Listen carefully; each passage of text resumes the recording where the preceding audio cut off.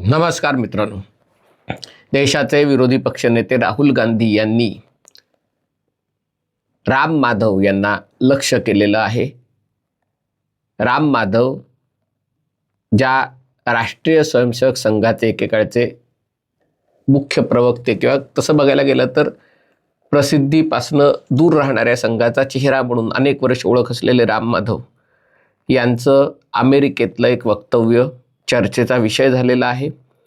आणि त्याच्याबद्दल बोलताना राहुल गांधींनी राष्ट्रीय स्वयंसेवक संघाला राष्ट्रीय सरेंडर संघ, म्हणजे आधी ते नरेंद्र सरेंडर करत होते, आता स्वयंसेवकच्या ऐवजी सरेंडर संघ, RSS म्हणजे राष्ट्रीय सरेंडर संघ, फर्जी nationalism in Nagpur, pure servility in the USA अशा प्रकारे टीका करून राम माधव यांनी संघाचं खरं चारित्र्य उघड केलं असल्याचा आरोप केला। राम माधव यांचं हल्ली काय होतं, वक्तव्याचा तुकडा तोडून दाखवला जातो आणि ते ऐकल्यावर अनेकांच्या मनात शंका निर्माण होते, अनेकांना संताप येतो। राम माधव यांचं वक्तव्याचा जो तुकडा प्रसिद्ध झालेला आहे त्याच्यात ते अमेरिकेतल्या हडसन इन्स्टिट्यूट हा थिंक टँक आहे आणि तसा त्याला कॉन्झर्वेटिव्ह म्हणता येईल। सध्याचं जे ट्रम्प यांचं सरकार आहे, राष्ट्रीय विचारांचा, उजव्या विचारसरणीशी जोडला गेलेला थिंक टँक आहे। आणि त्याच्यात ते अमेरिकेला गेले असताना एका पॅनल डिस्कशनमध्ये जेव्हा त्यांना विचारण्यात आलं की कुठेतरी भारत अमेरिकेच्या अपेक्षा पूर्ण करण्यामध्ये कमी पडतोय का, त्याला उत्तर देताना राम माधव यांनी असं म्हटलं की आम्ही इराणकडनं तेल घेणं बंद केलं, रशियाकडनं तेल घेणं बंद केलं, त्याच्यासाठी आम्हाला विरोधी पक्षांची खूप मोठ्या प्रमाणावर टीकाही सहन करावी लागली। आम्ही 50% टॅरिफही सहन केलं। आताच्या नवीन रचनेनुसारही आमच्या विरुद्ध 18% कर लावलेला आहे। या अमेरिकेला निर्यात कर किंवा अमेरिका भारतातनं आयात करायचा तर 18% कर भारताला वर लावते, पण अमेरिकेच्या वस्तू भारतात आयात करायच्या असतील, सगळ्या नाही पण काय बऱ्याचशा वस्तू, तर त्या करमुक्त पद्धतीने आयात करायचा असा हा नवीन करार झालेला आहे। अर्थात त्याला अमेरिकेच्या सर्वोच्च न्यायालयाशी त्याचा जो निकालाशी तो जोडला गेलेला आहे। पण एवढं सगळं करूनही जर आम्ही तुमच्या अपेक्षा पूर्ण करू शकत नसलो, अशा प्रकारे ते बोलले। आणि त्याच्यानंतर त्यांच्यावर साहजिकच आहे टीकेची झोड उठली। नंतर त्यांनी स्वतः राम माधव यांनी त्याच्याबद्दल एक ट्विट केलं आणि त्याच्यात सांगितलं की माझी चूक झाली। त्याच्यात त्यांनी सांगितलं की भारताने रशियाकडनं तेल आयात करणं आपण बंद करू असं कधीही भारताने म्हटलं नाही आहे। तसंच जेव्हा भारतावर 50% टॅरिफ किंवा आयात कर लावण्यात आला, 25% रशियाकडनं तेल विकत घेतल्याबद्दल 25% जनरल, तर त्याचाही भारताने सातत्याने विरोध केलेला आहे। मी फक्त एवढंच सांगायचा प्रयत्न करत होतो, पण म्हणजे मी काय सांगायचा प्रयत्न करत होतो तर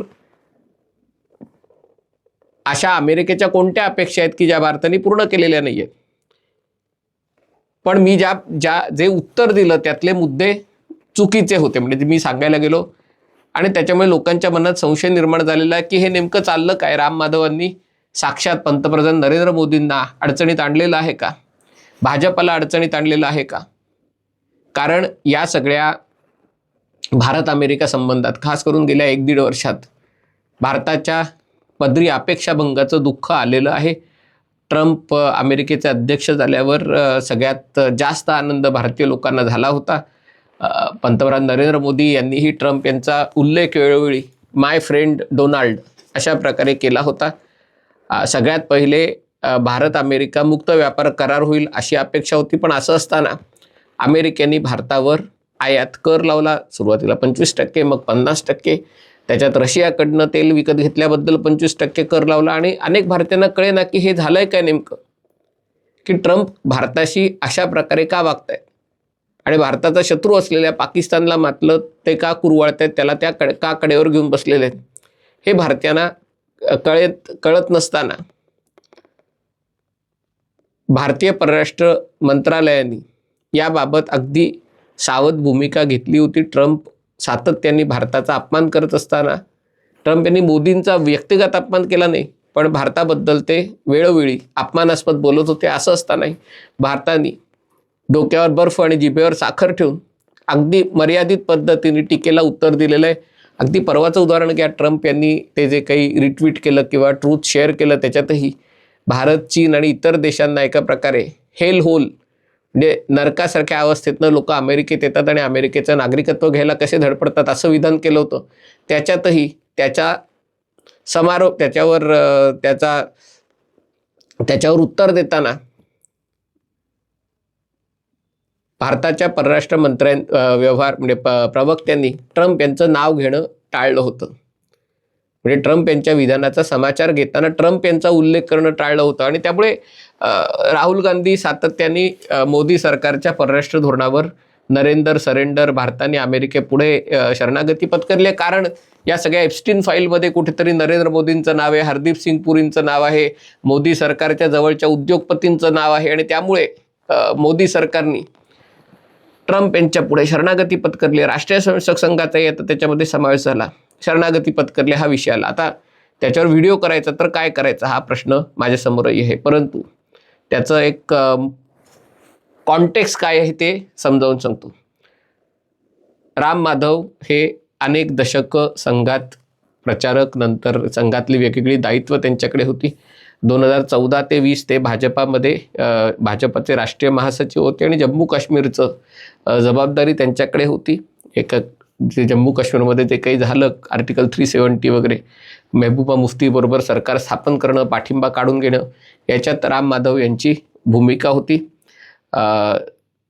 एक थिंक टँक आहे इंडिया फाउंडेशन, त्याचे ते अध्यक्ष आहेत. आणि त्याच्यातही मुख्यतः ज्याला ट्रॅक 1.5 आणि ट्रॅक 2 म्हणजे जे औपचारिक गोष्टी आपण बोलू शकत नाही ते एका समांतर पातळीवर त्याच्यासाठी प्रयत्न करणं, याला ट्रॅक 1.5 आणि ट्रॅक 2 डिप्लोमसी असं म्हणतात. आणि त्याच्यामुळे या ट्रॅक 1.5 ट्रॅक 2 मध्ये त्या देशातले विचारवंत, पत्रकार, कधी कलाकार या सगळ्यांची एकमेकांची देवाणघेवाण करून ते दोन देशांमध्ये मतभेद असतात ते सोडवण्याचा प्रयत्न केला जातो. ते करताना याच्यात जे सहभागी असतात ते त्या देशाची अधिकृत भूमिका नाही मांडत, त्यांच्याकडे स्वतः कोणती जबाबदारी नसते. म्हणजे ते स्वतःची वैयक्तिक मतं मांडत असतात, पण दोघं एकमेकांची वैयक्तिक मतं मांडून त्याच्यातनं एक कन्सेन्सस, एक मतैक्य तयार करण्याचा प्रयत्न केला जातो. म्हणजे त्यामुळे राम माधव आता जे काही करत आहे ते इंडिया फाउंडेशनचे अध्यक्ष या नात्याने ते मुख्यतः करत आहेत, जरी ते हयातभर राष्ट्रीय स्वयंसेवक संघाशी आणि बराच काळ भाजपाशी संबंधित असले तरी. दुसरा मुद्दा आहे की हे सगळं कुठून सुरू झालं. मला असं वाटतं की बायडन सरकार असताना खास करून अमेरिकेत ज्या प्रकारे मोदी सरकारला पराभूत करण्याचे प्रयत्न 2024 सालच्या निवडणुकांमध्ये केले गेले, राहुल गांधीचे सातत्याने अमेरिका दौरे, त्याच्यासाठी कार्यक्रम आयोजित करणं, त्याच्या वेगवेगळ्या सगळ्या संस्थांना जॉर्ज सोरोसकडनं फंडिंग, भारत जोडो यात्रा, ह्या सगळ्या गोष्टींमध्ये जो सगळा सहभाग होता, त्यामुळे भारत अमेरिकेकडे किंवा अमेरिकेच्या एकूणच भूमिकेकडे संशयाने बघत होता. हे चालू असतानाच अमेरिकेतही राजकारण ढवळून निघालं होतं. 7 ऑक्टोबरला इस्रायलमध्ये हल्ले झाले होते. त्याच्यानंतर जे सगळं इस्रायलने दहशतवादाविरुद्ध युद्ध सुरू केलं होतं, हमास हिजबुल्ला, त्याच्यात अमेरिकेमध्ये खूप मोठ्या प्रमाणावर इस्लामिक भूमिकेचा सुळसुळाट झाला होता. याच्यातनं जे अमेरिकेतले विद्यापीठांचे कॅम्पस आहेत तिथे ज्यू विद्यार्थ्यांना किंवा इस्रायल समर्थकांना लक्ष करणं, त्यांचा पाठलाग करणं, त्यांना बोलू न देणं, अशा सगळ्या गोष्टी सुरू झाल्या होत्या. आणि एका प्रकारे जिहादी विचारसरणीला खतपाणी घातलं जाऊ लागलं होतं. आणि याच्यातनं एक असा विचार पुढे आला, तेव्हा अर्थात ट्रम्प अमेरिकेचे अध्यक्ष झाले नव्हते, बायडन अध्यक्ष होत्या, कमला हॅरिस त्यांच्या उत्तराधिकारी होतील असं वाटलंच होतं. आणि तेव्हा ही सगळी एक विचारमंथनाचा भाग असतो आणि त्याच्यात एक असं हे चालू होतं की जगातल्या सगळ्या राष्ट्रवादी, मी उजव्या म्हणणार नाही, पण त्याला पाश्चिमात्य जगात उजवं डावं खूप सहज केलं तर भारतात उजवं डावं करणं सोपं नाही आहे, पण एका दृष्टीने राष्ट्रवादी, राष्ट्रप्रथम मानणाऱ्या विचारसरणीच्या लोकांनी एकत्र यायला पाहिजे. अमेरिकेत पूर्वीपासूनच ज्याला एक जुडेओ ख्रिश्चन म्हणजे एका प्रकारे इस्लामिक मूलतत्ववादाविरुद्ध ज्यू आणि ख्रिश्चन यांची संस्कृती यांच्या एकत्रीकरणातनं एक याच्या संगमातनं एक जी संस्कृती झालेली आहे त्याला मुख्यतः पाश्चात्य उदारमतवादी असं हे सगळं विचार केला जातो. पण त्याच्यात आता हिंदूंचाही समावेश केला जावा, कारण जी इस्लामिक मूलतत्ववादाविरुद्धची जी लढाई आहे ती लढण्यासाठी फक्त ज्यू आणि ख्रिश्चन एकत्र ती लढू शकणार नाही. त्याच्यात हिंदू आणि भारतासारखा देश आणि त्याच्यातही जवळजवळ 110 कोटी हिंदूंचा त्याच्यामध्ये समावेश असायला हवा असा विचार मांडला गेला. ते मांडणारे अर्थातच अमेरिकेतले विचारवंत याच्यामध्ये ज्यू असतील ख्रिश्चन असतील तेही होते. आणि दरवर्षी अमेरिकेत युरोपात अशा ज्या कॉन्झर्वेटिव्ह कॉन्फरन्सेस असतात त्यामध्ये भारतातल्याही प्रतिनिधींना त्याच्यामध्ये भाजपचे काही नेते असतील किंवा इंडिया फाउंडेशन वगैरे अशा प्रकारच्या ज्या विचार मंच असतात त्यांच्या प्रतिनिधींना बोलवणं हे सगळं सुरू झालं. अर्थात हे सगळं होत असताना त्याच्यामध्ये वैचारिक मतभेद वैचारिक दरी ही खूप रुंद होती. इस्रायल आणि अमेरिका हे देश अतिशय जवळ आहेत, अनेक दशकांपासून अतिशय जवळ आहेत. 1948 सालापासून अमेरिका इस्रायलच्या पाठी उभा आहे आणि 1967 सालानंतर अमेरिका आणि इस्रायलचे संबंध आणखीन मजबूत झालेले आहेत. पण भारताच्या बाबतीत खास करून अमेरिकेचं जे रूढीवादी लोक आहेत म्हणजे अमेरिकेतले राष्ट्रीय विचारांचे लोक आहेत त्याच्यातले जे रूढीवादी लोक आहेत त्यांच्या मनात कायमच भारताबद्दल एक प्रकारचा आकस होता. धार्मिक दृष्टीने तो आकस होता कारण त्यातले उजव्या विचारसरणीचे मुख्यतः ख्रिस्ती इव्हांजेलिकल लोक होते. त्यांच्या दृष्टीने भारत ही धर्मांतरणाची बाजारपेठ म्हणजे कोणी या धर्मांतरण करा या दृष्टीने ते भारताकडे बघत होते आणि त्या दृष्टीने ते भारतातल्या हिंदुत्ववादी राष्ट्रीय विचारांच्या लोकांकडे शत्रू म्हणून किंवा विरोधक म्हणून की अशाने ते बघत होते. आणि त्याला मदत कोण करत होतं? काँग्रेस मदत करत होता, कारण धर्मांतरण आणि या सगळ्या गोष्टीत काँग्रेसचा हातखंडा होता. आणि दुसरीकडे जे कॉन्झर्वेटिव्ह म्हणतात त्यांचं असं म्हणणं होतं की त्यांच्या दृष्टीने जगाची गुड गाईज बॅड गाईज अशी जी विभागणी होती त्याच्यात अर्थातच अमेरिका ही गुड गाईजमध्ये येते. आणि त्यामुळे त्यांच्या दृष्टीने जे चीन रशिया या सगळ्या देशांसोबत आहे ते बॅड गाईज असल्यामुळे भारत एकीकडे जगात उगवणारी महासत्ता असताना अमेरिकेच्या छत्रीखाली यायचं सोडून हे भारत काय स्ट्रॅटेजिक ऑटोनॉमी आणि कधी रशियाकडे जा कधी चीनकडे जा कधी ब्रिक्स करा कधी हे भारताचं त्यांना पसंत नव्हतं. आता याच्यामध्ये हे वैचारिक मतभेद होते आहेत राहणार आहेत. भारताची भूमिका स्पष्ट आहे की भारताची परराष्ट्र नीती आहे याच्यामध्ये आपली स्ट्रॅटेजिक ऑटोनॉमी अतिशय महत्त्वाची आहे. दुसरीकडे जगातला वाढता इस्लामिक मूलतत्ववाद त्याला दिलं जाणारं खतपाणी त्या जिहादी विचारसरणीला भारतात चालना देण्यासाठी परदेशातनं होणारे प्रयत्न. तिसरीकडे जे सगळं वोकिझम त्या वोकिझमच्या अंतर्गत जे सगळे चाळे चालू आहेत याच्यामध्ये 72 वेगवेगळ्या प्रकारचा लिंगभाव महिला आणि पुरुषांसाठी एकत्रच समान शौचालय म्हणजे ते वेगवेगळं हे नाही. त्याच्यामध्ये LGBTQच्या अंतर्गत पुरुषांच्या म्हणजे जन्मानी पुरुष असलेली व्यक्ती महिलांच्या स्पर्धेमध्ये उतरणं अनेक प्रकारचे चाळे अमेरिकेत सुरू आहेत आणि हे भारतातही आणण्याचे प्रयत्न पद्धतशीरपणे सुरू होते. म्हणजे हे एकीकडे आहे. दुसरीकडे भारताचं स्ट्रॅटेजिक ऑटोनॉमी आहे. तिसरीकडे भारताला जर महासत्ता व्हायचं असेल तर तुम्हाला शेवटी कुठल्या ना कुठल्या गटात सहभागी व्हावं लागेल. आता हे पटत नाही कारण आपल्याकडे सर्वोत्तम तंत्रज्ञान करण्याची क्षमता दुर्दैवानी नाही आहे. आपल्याला अभिमान कशाचा आहे तर आपलं सर्वोत्तम टॅलेंट आपण निर्यात करतो. आपण त्यांना देशात संधीच उपलब्ध करून देत नाहीत त्यामुळे ते देश सोडून जातात आणि ते अमेरिकेत जाऊन युरोपात जाऊन ऑस्ट्रेलियात जाऊन यशस्वी होतात. आणि त्यामुळे आपल्याला सर्वोत्तम तंत्रज्ञान हवं असेल तर आपल्याला कोणाची तरी ते तुम्ही चीनकडनं घ्या ते तुम्ही अमेरिकेकडनं घ्या पण तुम्हाला असं तळ्यात मळ्यात राहून ते मिळणार नाही असं म्हणणारे लोक आहेत. दोन्ही भूमिकातलं त्याचे फायदे आहेत तोटे आहेत. तुम्ही स्ट्रॅटेजिक ऑटोनॉमी धोरण असल्यामुळे आत्ता तुम्ही इराणकडनं तेल विकत घेऊ शकताय, तुम्ही ब्राझीलबरोबर बोलू शकताय, तुम्ही रशियाबरोबर बोलू शकताय, तुम्ही अमेरिकेबरोबर बोलू शकताय, तुम्ही जर्मनीबरोबरही बोलू शकताय. पण त्याचा एक डिसएडव्हान्टेज असा आहे त्याचा जो एक तोटा आहे तो असा आहे की तुम्हाला सर्वोत्तम तंत्रज्ञान द्यायला कोणी तयार नाही. लगेच पुन्हा S-400 आणि ब्राह्मोसचा विषय काढू नका कारण हे दोन फक्त गोष्टी आहेत. बाकी त्याच्या पलीकडे जाऊन जगात खास करून quantum communication robotics artificial intelligence semiconductor अनेक क्षेत्र आहेत की ज्यातलं सर्वोत्तम तंत्रज्ञान अमेरिकेकडे आहे. आणि भारतीयांची अपेक्षा आहे की अमेरिकेने ते भारताकडे एक जगातली सगळ्यात मोठी लोकशाही आहे म्हणून द्यायला पाहिजे. पण अमेरिकेचा असा आग्रह आहे की भारताने पूर्णपणे अमेरिकेच्या झेंड्याखाली, अमेरिकेच्या छत्रीखाली यायला पाहिजे. अशा वेळेला जेव्हा मतभेद असतात, तुम्हाला भूमिका एका रात्रीत घेता येत नाही, हळूहळू कॅलिब्रेट करायची असते. अशा वेळेला ट्रॅक 1.5 ट्रॅक 2 डिप्लोमसी होते. अशा वेळेला असे जे लोक ज्यांना सरकारपासनं ज्यांचे कान ज्यांचं सरकारही ऐकतं, ज्यांचं संघटना म्हणजे इथे राष्ट्रीय स्वयंसेवक संघ तेही त्यांच्याशी जवळचे आहेत, जे स्वतःची एक भूमिका घेऊ शकतात आणि ती भूमिका म्हणू शकतात. हे माझं वैयक्तिक मत आहे, हे काही भारताचं मत नाही आहे, हे काही भाजपाचं मत नाही आहे, हे काही संघाचं मत नाही आहे. यालाच तर ट्रॅक 1.5 ट्रॅक 2 डिप्लोमसी म्हणतात.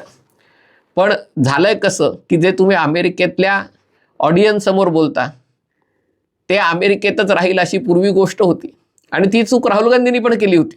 राहुल गांधींनी अमेरिकेत जाऊन जी काही मुक्ताफळं उधळली होती, कदाचित तेव्हा त्यांचा हेतू अमेरिकेतल्या लोकांना समजावून सांगण्याचा असेल, पण राहुल गांधींच्या दृष्टीने भाजपाने चावटपणा केला आणि ते व्हिडिओ भारतात त्यांनी प्रसिद्ध करून, सॅम पित्रोडा काहीतरी जे बोलले होते की काही लोक अरब दिसतात, भारताच्या पश्चिम भागात राहणारे लोक अरबांसारखे दिसतात, पूर्व भागात राहणारे लोक चीन्यांसारखे दिसतात, उत्तरेकडे राहणारे लोक पठाणांसारखे दिसतात, दक्षिणेत राहणारे लोक आफ्रिकन लोकांसारखे, असे काहीतरी ते सॅम पित्रोडा अमेरिकेतल्या मंद लोकांना समजावण्यासाठी बोलले होते. पण भाजपाने त्याचा तो व्हिडिओ घेतला आणि सॅम पित्रोडांना एका प्रकारे आपला सगळ्यात मोठा ट्रम्प कार्ड बनवलं. त्यांनी मतदानासाठी उद्युक्त करणारं यंत्र बनवलं.